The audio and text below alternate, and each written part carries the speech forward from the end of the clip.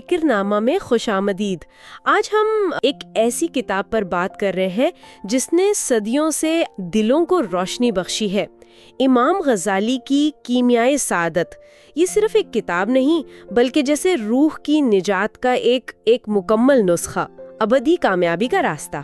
جی بالکل، اور اس گہرے سمندر میں غوطہ لگانے سے پہلے یہ جاننا بہت ضروری ہے کہ یہ عظیم تحفہ دینے والی شخصیت کون تھی۔ ابو حامد محمد بن محمد الغزالی 450 ہجری یعنی تقریباً 1058 عیسوی، ایران کا علاقہ خراسان، شہر توس، وہاں پیدا ہوئے۔ اچھا۔ والد صاحب خود بھی صوفی منش تھے، اون کاٹ کر بالکل سادہ گزر بسر کرتے تھے۔ یعنی وہ روحانیت گھر میں ہی تھی شروع سے؟ بالکل بالکل، وہ ماحول ملا۔ پھر ابتدائی تعلیم توس میں ہی ہوئی، اس کے بعد علم کی طلب انہیں جڑجان لے گئی، نیشاپور لے گئی، اور نیشاپور میں وہ اپنے وقت کے سب سے بڑے عالم امام الحرمین الجوینی ان کے شاگرد بنے۔ امام الحرمین، جی، اور وہاں انہوں نے بہت کم وقت میں فقہ، اصول، کلام، منطق، جو اس وقت کے بڑے علوم تھے، ان سب میں کمال حاصل کر لیا۔ ماشاءاللہ، بہت ذہین تھے۔ بہت زیادہ، اور جوانی میں ہی ان کی علمی قابلیت کا شہرہ وہ دور دور تک پھیل گیا۔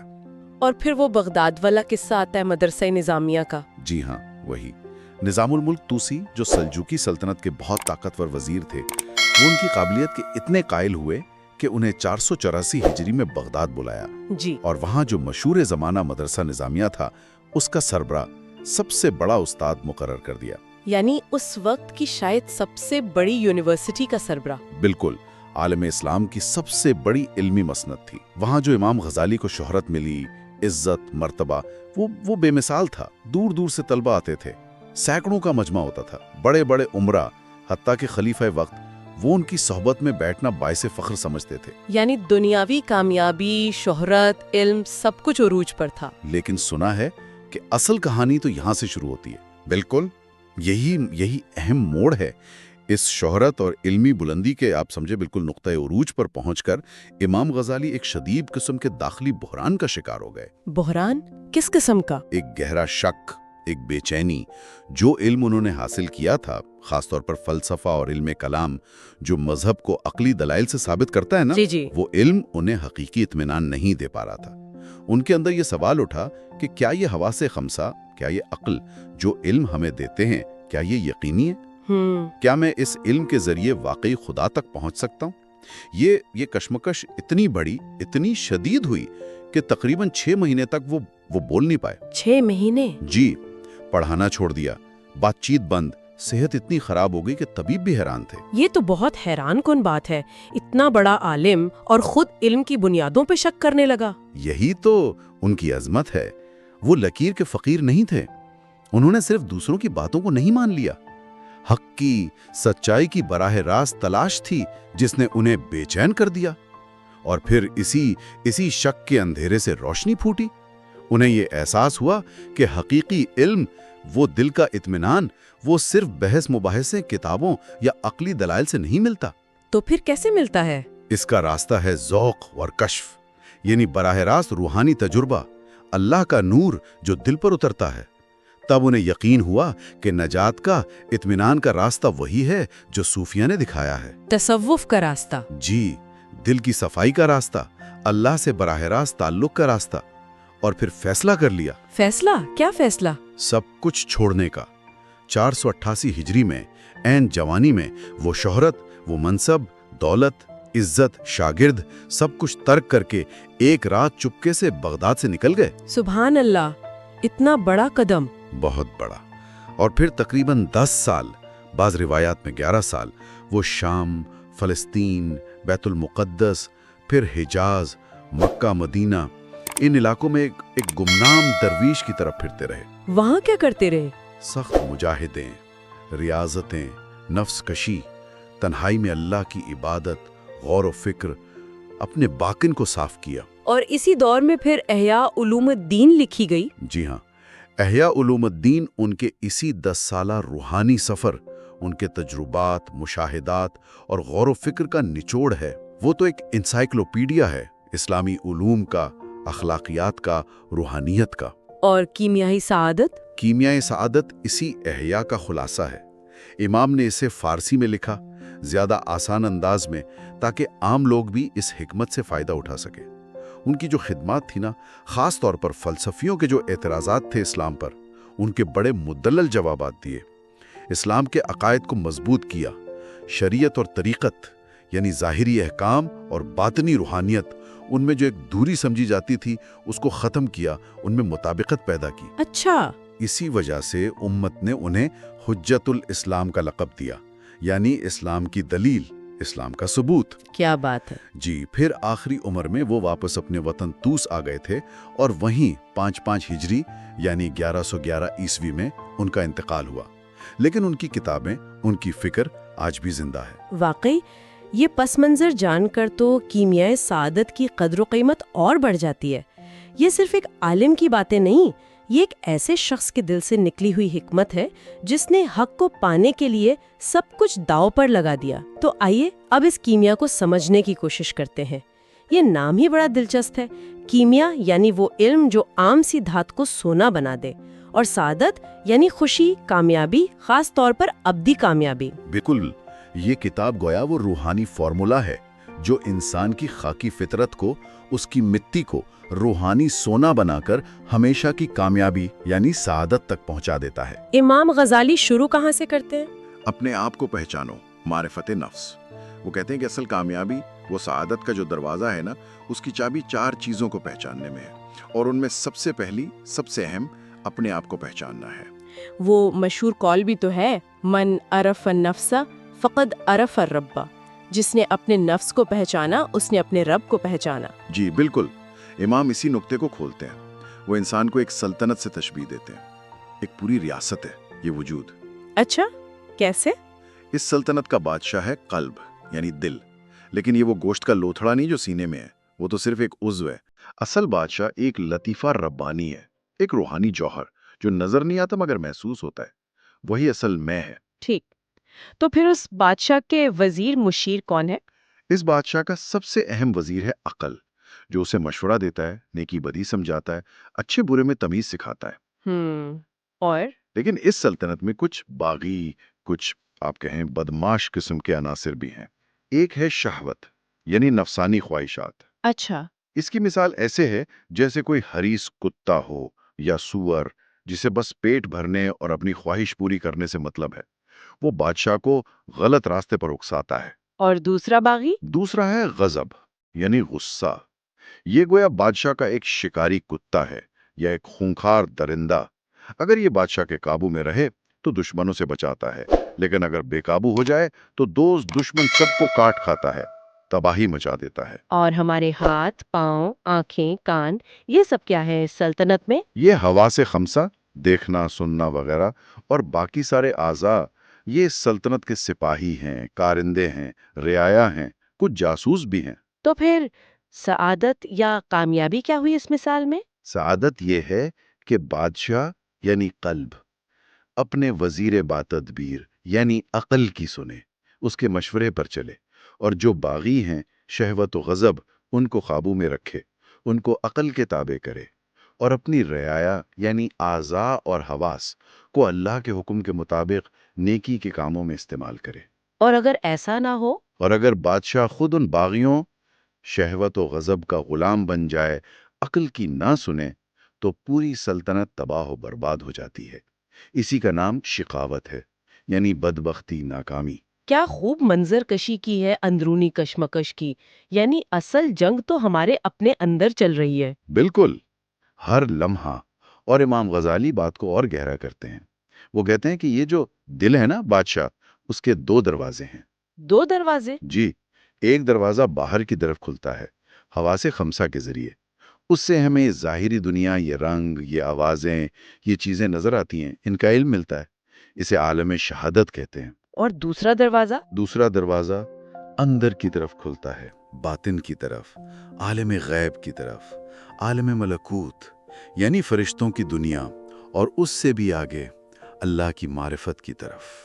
اچھا، یہ کیسے کھلتا ہے؟ یہ دروازہ تب کھلتا ہے جب دل کا آئینہ صاف ہو، گناہوں سے، غفلت سے، دنیا کی محبت کے زنگ سے پاک ہو، جب یہ آئینہ صاف ہوتا ہے نا تو اس دوسرے دروازے سے، باطن کے دروازے سے، اللہ کا نور، غیب کے حقائق، الہامات وہ اس میں جھلکنے لگتے ہیں۔ تو خود کو پہچاننے کا مطلب اپنی اس روحانی صلاحیت کو، اس باطنی دروازے کو بھی پہچاننا ہے۔ سبحان اللہ، یہ تو ہوئی پہلی پہچان، معرفت نفس۔ اب دوسری پہچان کیا ہے؟ دوسری پہچان ہے معرفت خداوندی، یعنی اللہ تعالیٰ کو پہچاننا، اور یہ پہلی پہچان سے جڑی ہوئی ہے۔ کیسے؟ جب انسان اپنے ہی وجود پر غور کرتا ہے، یہ کیسے بنا، کیسے چل رہا ہے، یہ سانس، یہ دھڑکن، یہ سوچنے سمجھنے کی صلاحیت، یہ پیچیدہ نظام، تو اسے اپنی کمزوری، اپنی محتاجی اور بنانے والے کی عظمت، اس کی قدرت، اس کی حکمت کا اندازہ ہوتا ہے۔ یعنی اپنی ذات کا مطالعہ خدا کی پہچان کا ذریعہ ہے۔ بالکل۔ اور پھر جب وہ باہر نظر دوڑاتا ہے، یہ آسمان، یہ زمین، یہ سورج، چاند، ستارے، یہ پہاڑ، دریا، یہ طرح طرح کے جانور، پودے، یہ پوری کائنات، ہر چیز، ہر ذرہ پکار پکار کر کہہ رہا ہے کہ اس کا کوئی بنانے والا ہے، کوئی چلانے والا ہے، جو بے انتہا قدرت والا، حکمت والا ہے۔ تو کائنات بھی ایک کھلی کتاب ہے؟ جی، لیکن امام غزالی یہاں بھی زور دیتے ہیں کہ یہ پہچان صرف دماغی نہ ہو، صرف فلسفیانہ بحث نہ ہو، یہ دل میں اترے۔ ایسی پہچان ہو جو اللہ کی محبت پیدا کرے، اس کی عظمت کا احساس دلائے، اس کا شکر ادا کرنے پر مجبور کرے اور اس کی نافرمانی کے انجام سے ڈرائے، خشیت۔ اور یہ قلبی کیفیت کیسے پیدا ہوتی ہے؟ یہ پیدا ہوتی ہے اللہ کے ذکر سے، اس کی عبادت میں خلوص سے، اس کی نشانیوں پر یعنی کائنات پر، اور خود اپنی ذات پر غور و فکر کرنے سے، دل کی صفائی سے۔ ٹھیک، خود شناسی، خدا شناسی۔ اب تیسری پہچان؟ تیسری بہت اہم پہچان ہے معرفت دنیا، یعنی اس دنیا کی حقیقت کو پہچاننا جس میں ہم جی رہے ہیں۔ امام غزالی کہتے ہیں کہ اکثر گمراہی کی وجہ یہی ہے کہ لوگ دنیا کو پہچانتے نہیں۔ دنیا کو نہیں پہچانتے، ہم تو اسی میں رہتے ہیں لیکن اس کی اصل حقیقت کو نہیں سمجھتے، اس کے دھوکے میں آ جاتے ہیں۔ امام پوچھتے ہیں یہ دنیا ہے کیا؟ یہ ایک عارضی قیام گاہ ہے، ایک مسافر خانہ، ایک سرائے جہاں مسافر تھوڑی دیر ٹھہرتا ہے اور آگے چل دیتا ہے۔ منزل نہیں ہے؟ بالکل نہیں، یہ ایک پل ہے جس پر سے گزر کر جانا ہے۔ یہ ایک کھیتی ہے جہاں ہمیں آخرت کے لیے کچھ بونا ہے۔ یہ بس ایک سایہ ہے جو ابھی ہے، ابھی ڈھل جائے گا۔ ایک خواب ہے، آنکھ کھلی تو ختم۔ انہوں نے اور بھی مثالیں دی ہیں نا؟ جی بہت سی۔ فرماتے ہیں یہ خوبصورت سانپ کی طرح ہے جس کی کھال چمکدار ہے مگر اندر زہر بھرا ہے۔ یہ ایک سمندر ہے جس کی سطح پر سکون لگتی ہے مگر گہرائی میں طوفان اور ہلاکت ہے۔ ایک مثال وہ ریشم کی کیڑے کی دیتے ہیں، وہ اپنے ہی تھوک سے اپنے گرد خوبصورت جال بنتا ہے اور اسی میں قید ہو کر گھٹ کر مر جاتا ہے۔ اللہ اکبر۔ اسی طرح انسان ہے، وہ مال، دولت، گھر، عہدہ، شہرت، ان چیزوں کو جمع کرنے میں، ان کی محبت میں ایسا پھنستا ہے کہ اپنی اصل حقیقت، اپنی روح، اپنی آخرت سب بھول جاتا ہے۔ تو کیا امام غزالی دنیا کو بالکل ترک کرنے کا کہتے ہیں؟ رہبانیت؟ نہیں، یہ سمجھنا غلط ہے۔ وہ حب دنیا یعنی دنیا کی محبت کو برا کہتے ہیں۔ دنیا کو مقصد بنا لینا، اسی میں دل لگا لینا، اسی کے لیے جینا مرنا، یہ ہلاکت ہے۔ تو پھر صحیح رویہ کیا ہے؟ صحیح رویہ یہ ہے کہ دنیا کو ضرورت کے مطابق استعمال کیا جائے، اسے آخرت کی تیاری کا ذریعہ بنایا جائے۔ جیسے مسافر کو سفر کے لیے سواری اور زاد راہ یعنی راستے کا خرچ چاہیے، اتنا دنیا سے لو، لیکن اس کی محبت میں گرفتار نہ ہو جاؤ، اسے دل میں جگہ نہ دو۔ یہ تو بڑا نازک توازن ہے۔ بہت نازک، اور اسی لیے دنیا کی حقیقت کو پہچاننا اتنا ضروری ہے۔ اچھا جی، اور چوتھی پہچان؟ چوتھی اور آخری بنیاد ہے معرفت آخرت، یعنی مرنے کے بعد کی زندگی کی حقیقت کو پہچاننا اور اس پر یقین رکھنا۔ انسان کو یہ سمجھنا چاہیے کہ وہ ہمیشہ کے لیے پیدا کیا گیا ہے۔ موت فنا کا نام نہیں، یہ صرف ایک دروازہ ہے، ایک حالت سے دوسری حالت میں، ایک جہان سے دوسرے جہان میں منتقل ہونے کا نام ہے۔ یعنی یہ زندگی اصل زندگی نہیں؟ یہ اصل زندگی کا ایک امتحان ہے۔ اصل زندگی تو آگے ہے، قبر کا مرحلہ ہے، پھر سب کا دوبارہ اٹھایا جانا، حشر، پھر اللہ کے سامنے پیشی، حساب کتاب، اعمال کا تولا جانا، پل سے رات سے گزرنا، اور پھر ہمیشہ کا انجام۔ یا تو اللہ کی رضا، اس کا قرب، اس کا دیدار اور جنت کی لازوال نعمتیں، یہ ہے اصل سعادت، یا پھر اللہ کی ناراضگی، اس سے دوری اور دوزخ کا عذاب، یہ ہے اصل شقاوت، اصل ناکامی اور بدبختی۔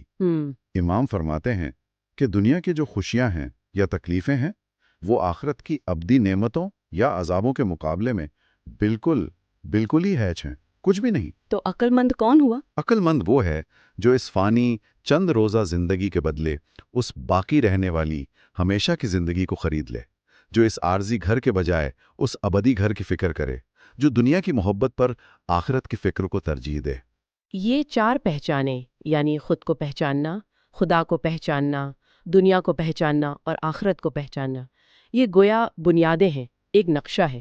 لیکن صرف نقشہ جان لینے سے تو منزل نہیں ملتی، سفر کرنا پڑتا ہے۔ تو امام غزالی وہ عملی طریقہ، وہ کیمیا گری، وہ کیسے سکھاتے ہیں؟ دل کو ان باتوں کی روشنی میں پاک کیسے کیا جائے؟ بالکل صحیح سوال۔ ان 4 معرفتوں کو بیان کرنے کے بعد کتاب کا جو بڑا حصہ ہے وہ اسی عملی پہلو پر ہے کہ اس علم کو عمل میں کیسے ڈھالا جائے، اس کیمیا کو استعمال کیسے کیا جائے۔ اسی کو امام غزالی تزکیہ نفس، نفس کو پاک کرنا، اور تہذیب اخلاق کو سنوارنا کا نام دیتے ہیں۔ اچھا، تزکیہ اور تہذیب، اس میں کیا کیا آتا ہے؟ اس کے 2 بڑے حصے ہیں۔ ایک ہے تخلیہ۔ تخلیہ کا مطلب ہے خالی کرنا۔ خالی کرنا کس چیز سے؟ دل کو بری صفات سے، روحانی بیماریوں سے، گندگیوں سے خالی کرنا۔ جیسے برتن میں کچھ اچھا ڈالنے سے پہلے اسے مانج کر صاف کرتے ہیں نا، جی بالکل۔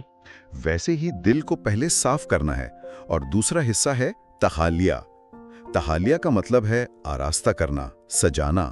اچھا، یعنی صاف کرنے کے بعد اچھائیوں سے بھرنا۔ بالکل، بری صفات کو نکال کر اچھی صفات سے دل کو مزین کرنا۔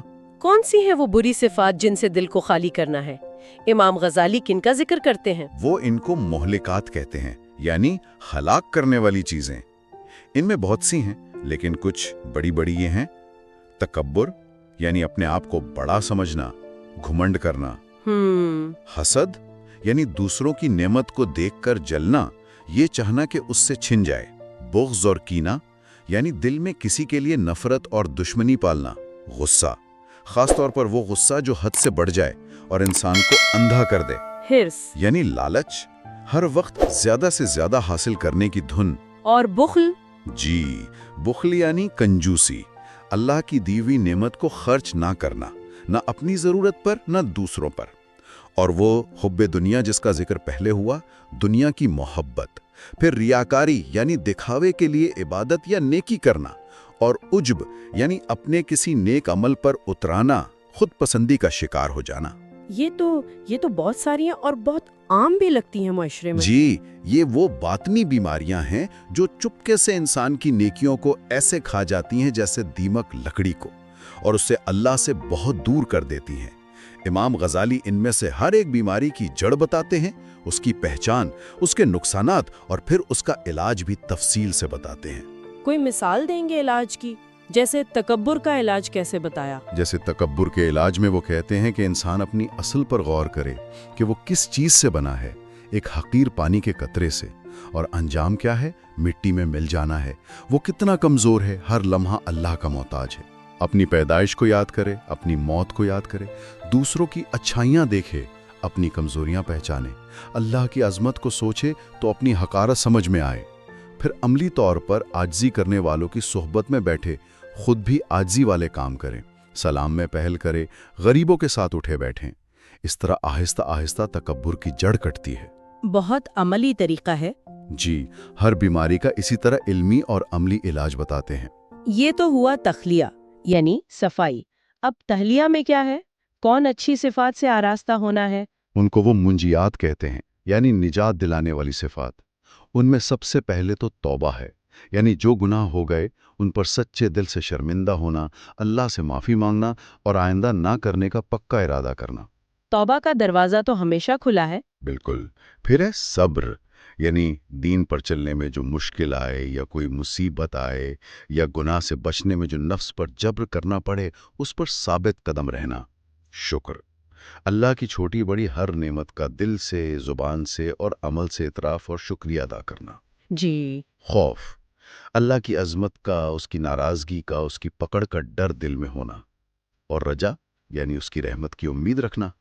خوف اور امید دونوں ساتھ ساتھ۔ پھر زہد یعنی دنیا سے بے رغبتی، دل کا دنیا سے اٹکاؤ نہ ہونا۔ توکل یعنی ہر معاملے میں اللہ پر بھروسہ کرنا، اسباب اختیار کر کے نتیجہ اللہ پر چھوڑ دینا۔ اور اخلاص؟ اخلاص یہ بہت اہم ہے، یعنی ہر نیک کام صرف اور صرف اللہ کی خوشی کے لیے کرنا، کسی دنیاوی فائدے، تعریف یا دکھاوے کے لیے نہیں۔ اور ان سب کی بنیاد اور روح وہ ہے محبت الہی، اللہ کی محبت، سب سے بڑھ کر اللہ سے محبت کرنا۔ یعنی یہ بری عادتیں چھوڑنا اور اچھی اپنانا، یہی اصل کیمیا گری ہے۔ جی، یہی دل کو بدلنے کا عمل ہے۔ اور امام ان تمام اچھی صفات کو حاصل کرنے کے اور ان میں ترقی کرنے کے طریقے بھی تفصیل سے بتاتے ہیں۔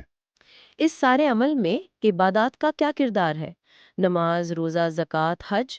عبادات تو اس سارے عمل کا آپ کہہ لیں کہ انجن ہے، مرکزی حیثیت رکھتی ہیں۔